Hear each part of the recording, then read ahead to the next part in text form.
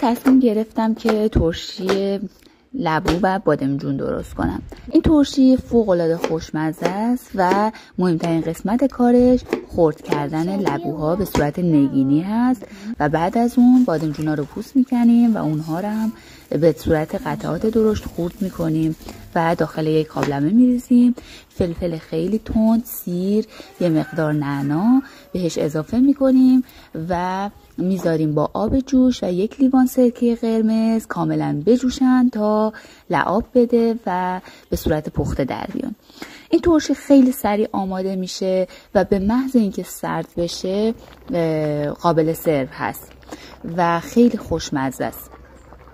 نکته ای که هست باید توی این ترشی سیر خیلی زیادی بریزید که عطر و طعم خوبی داشته باشه و نمک هم فراموش نکنید که اضافه کنید. اگه این ویدیو براتون مفید بود لطفاً سابسکرایب کنید و زنگوله رو بزنید تا دستورهای بعدی که بلدم رو براتون به اشتراک بذارم.